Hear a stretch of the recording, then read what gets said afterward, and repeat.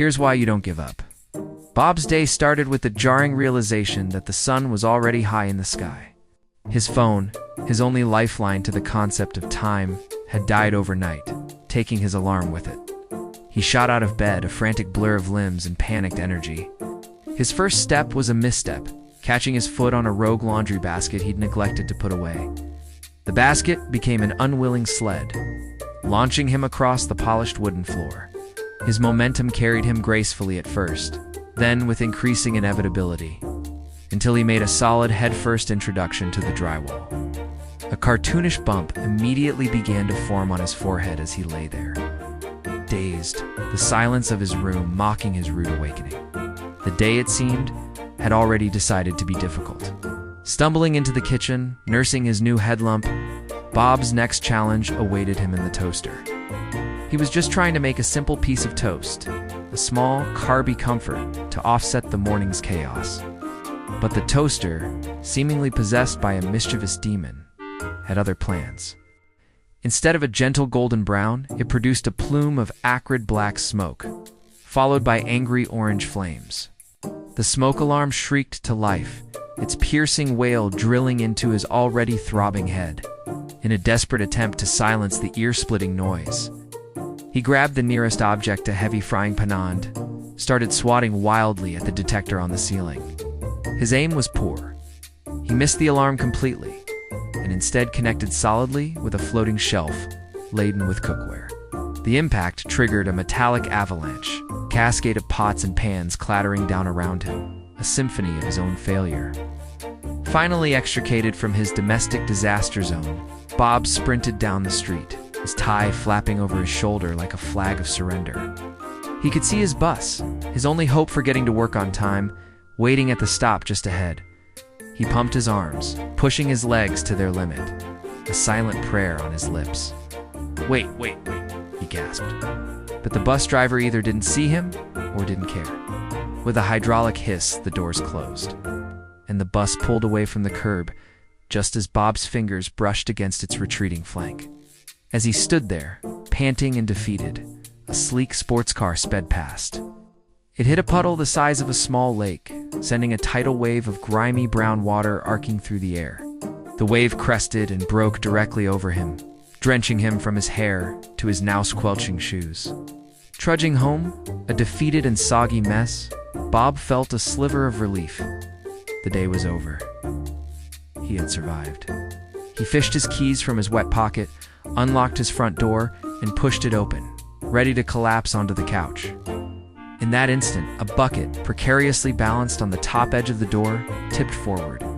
A cascade of cold water fell directly onto his head, soaking him for the second time that day. He stood there, dripping, water running down his face and into his eyes. Then he heard it, a muffled giggle from behind the sofa. In that moment, Bob knew exactly why he kept going. This is why you never, ever give up. In the heart of a bustling Lagos, inside an office that seemed to float above the city's vibrant chaos, Chloe prepared for a moment that could define her quarter. Her desk was a picture of modern minimalism, sleek surface against the breathtaking backdrop of the sprawling cityscape. A tapestry of life woven with threads of yellow danfus and the distant shimmer of the lagoon. She adjusted her webcam, took a deep centering breath, and clicked Start Meeting. This presentation was her baby, a project she had nurtured for months, and now it was time to show the world, or at least her international team, what she had built. The confidence radiated from her, a calm beacon in the energetic storm of the city below. As the faces of her colleagues from London, New York, and Tokyo populated the screen, the city decided to make its presence known. The symphony of Lagos, a cacophony of insistent car horns, the melodious calls of street vendors hawking everything from plantain chips to phone credit, and the distant thrum of an Afrobeats tune drifted through her open window. It was the city's daily soundtrack, a rhythm she usually found invigorating, but not now. With a wry smile and a roll of her eyes that her team couldn't see, she smoothly rose from her chair, slid the window shut, and muted the city's vibrant serenade. The office instantly became a silent, pristine bubble, perfectly staged for corporate success. Chloe was in her element, intensely weaving through slides that detailed market penetration strategies and projected growth charts. Her voice was steady, her points were sharp, and she could feel the palpable engagement from her team, even across thousands of miles. She was just building up to her most crucial point, the financial projections that would secure the project's next phase of funding. And as we look towards the next fiscal year, our projections indicate a remarkable. Her voice trailed off into a garbled, robotic stutter. Her screen froze. The connection, once as clear as her vision for the company, had betrayed her, leaving her immortalized in a pixelated tableau of a wide-eyed, mid-sentence grimace, a digital gargoyle staring into the corporate abyss. Trapped in her frozen digital prison, Chloe was oblivious to the new character entering her scene. Right behind her, a figure descended smoothly past the panoramic window.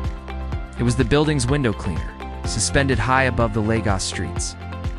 Unfazed by the corporate drama potentially unfolding inside, he paused his descent, spotted the camera, and broke into a wide, cheerful grin. He gave a hearty, enthusiastic wave directly at the frozen screen, a friendly ghost in a high-waist vest. Before nonchalantly picking up his squeegee and continuing his meticulous work, leaving a streak of crystal-clear glass in his wake. He was just a man doing his job, unknowingly becoming the star of an international business meeting. Suddenly, the digital world snapped back into focus.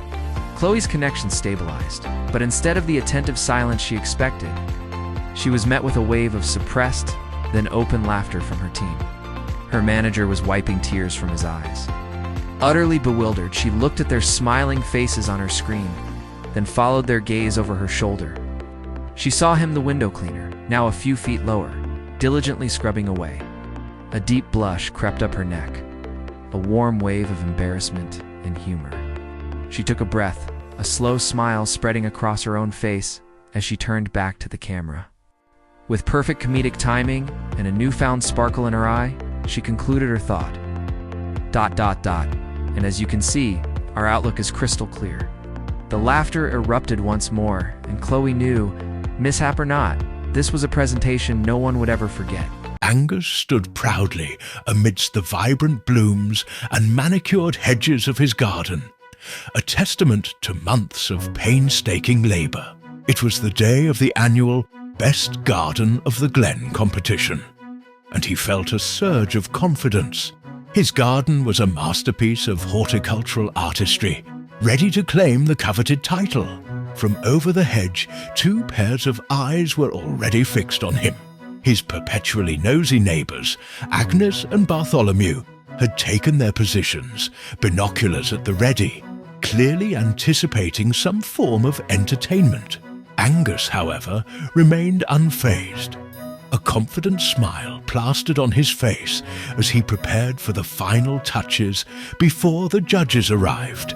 He was so close to victory, he could almost taste the sweet nectar of success. With a flourish, Angus grabbed his hose, intending to give his prize-winning roses one last gentle drink. But the hose had other plans. Agnes and Bartholomew, unable to contain their amusement, raised their binoculars higher, their shoulders shaking with silent laughter as they zoomed in on his dripping, bewildered face. The show had officially begun, and Angus was its unwilling star. Shaking off the water like a disgruntled dog, Angus moved on to his next task, arranging his collection of ceramic garden gnomes. He had a vision of a perfect cheerful line of them welcoming the judges. He carefully placed the first one, a portly fellow with a fishing rod. But as he stepped back to admire his work, his foot caught on the gnome's base. He stumbled forward, initiating a catastrophic domino effect. One by one, the gnomes toppled over, crashing with a series of dull thuds into his meticulously planted flower beds, crushing delicate petals and snapping stems. A synchronized gasp of mock horror came from over the fence, followed by more stifled chuckles. As if summoned by the chaos, a new character entered the scene. A fluffy, mischievous sheep from the neighboring farm, casually wandered through an unsecured gate, its eyes locking onto Angus's most prized possession, a colossal, prize-winning cabbage. With a few deliberate chomps, the woolly invader began to decimate the giant vegetable, its leaves disappearing into the sheep's mouth. A wave of pure, unadulterated fury washed over Angus. He clenched his fists, his face turning a shade of red that clashed horribly with his vibrant petunias, and let out a roar of frustration that only seemed to encourage the sheep. What followed was a spectacle of slapstick comedy. The great chase began. Angus, driven by a desperate need to save what was left of his garden, charged after the sheep. His first step landed on a patch of wet grass, sending his feet flying out from under him. He slid gracelessly across the lawn, crashing headfirst into a stone bird bath, which showered him with a second, equally unwelcome dousing. Staggering to his feet, he became hopelessly entangled in a string of decorative pennant flags, wrapping himself up like a poorly packaged gift. The neighbors were now in their element, having produced a large bowl of popcorn to better enjoy the unfolding disaster. In his frantic pursuit, Angus made a classic fatal error. He failed to see the rake he had left lying on the path. His foot came down squarely on the tines, and the wooden handle swung up with astonishing speed, smacking him squarely on the forehead. The impact sent him staggering backward, a large red mark already blooming on his skin. From the other side of the fence, Bartholomew guffawed so hard that he nearly dropped his binoculars, clutching his stomach as tears of mirth streamed down his face. Agnes was no better, her entire body shaking with uncontrolled laughter.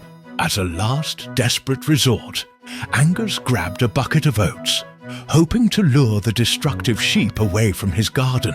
The vibrant colours were gone, replaced by a muddy, chaotic mess. The sheep, its work complete, let out a final triumphant baa before trotting away. Slowly, Agnes and Bartholomew lowered their binoculars, their faces split by smug, victorious grins. In perfect unison, they raised a large hand-drawn scorecard. It was just another Tuesday, an ordinary day that would soon be anything but. High above the city, on the balcony of a towering apartment building, a small child watched the world go by. In their tiny hands, they held a simple, bright red ball. A moment of distraction, a slip of the fingers, and the ball was airborne, beginning a journey that would plunge the metropolis into a state of utter, comical pandemonium. It was a descent that started with a single, innocent drop, but would end in a city-wide spectacle of absurdity. The first casualty of the day was a formidable businesswoman, striding purposefully down the pavement with a phone pressed to her ear and a fresh coffee in hand. The red blur descended from the heavens and landed with a soft thwump directly on her head. The impact was just enough to send her scalding coffee flying, creating a modern art masterpiece of brown splashes all over her pristine white suit. She stood there, stunned and dripping, her stern expression melting into one of pure disbelief, as the perpetrator, the red ball, bounced away with cheerful indifference, having claimed its first victim. With newfound momentum, the ball ricocheted off her head and zipped across the street, striking a "Walk, Don't Walk" sign with a metallic clang. The sign, not built for such an assault, short-circuited. It began flashing erratically, switching from walk to don't walk, in a rapid, seizure-inducing strobe. Pedestrians froze in confusion, and drivers, unsure of the signals, slammed on their brakes. The symphony of the city was instantly replaced by a cacophony of blaring horns and angry shouts, as a massive, gridlocked traffic jam materialized out of thin air. The ball, oblivious to the mayhem it had orchestrated, bounced on. Its next stop was a peaceful city park, where a harried dog walker was attempting to manage a half-dozen energetic canines. The ball bounced directly into the epicenter of his tangled web of leashes. The dogs, seeing the bright red sphere, erupted in a frenzy of excited barks. They lunged and leaped, pulling their leashes tight and spinning the poor walker like a top. He became a human maypole, helplessly entwined in a knot of leather and fur, dizzy and defeated, as the dogs celebrated their new toy, which was already bouncing away towards its next adventure. The ball's trajectory then led it to a bustling hot dog cart, where the vendor was diligently serving a line of hungry customers. It bounced off a nearby park bench and arched through the air, landing with a perfect splashdown right into the bright red nozzle of the ketchup dispenser. A geyser of ketchup erupted from the cart, dousing the vendor and his patrons in a sticky tomato-based shower. Gasps of shock turned into groans as they found themselves covered head to toe in the condiment, looking like extras from a B-grade horror movie. Nearby, a skateboarder, exuding an aura of effortless cool, saw the ketchup-covered ball heading his way. He grinned, seeing an opportunity for an epic trick. As the ball bounced towards him, he timed his move, attempting to kickflip over it and incorporate it into his routine. But the ball had other plans. It hit his board at a bizarre angle, sending the skateboard flying one way and the skater sailing the other. His cool demeanor vanished as he let out a yelp, landing with a tremendous splash in the middle of a large, ornate public fountain, much to the amusement of onlookers. The ball's chaotic tour continued as it bounced into a picturesque outdoor wedding ceremony. It soared over the guests, who looked up in confusion, before it landed squarely in the center of the magnificent multi-tiered wedding cake. With a final, triumphant bounce, it launched itself off the confection, taking the miniature plastic bride and groom cake toppers with it. The newlyweds could only watch in horror as their symbolic counterparts were unceremoniously abducted by a runaway rubber ball. With one last spectacular bounce off the wedding arch, the little red sphere flew through the air and landed silently on an open seat of a departing tour bus. As the bus pulled away from the curb and headed for the highway, the ball rested peacefully, its reign of terror complete. Behind it, the city was left in a state of complete and utter disarray, a testament to the day an ordinary object brought an entire metropolis to its knees. The red ball, its journey concluded, now sat as a quiet passenger, leaving behind a story that no one would ever believe.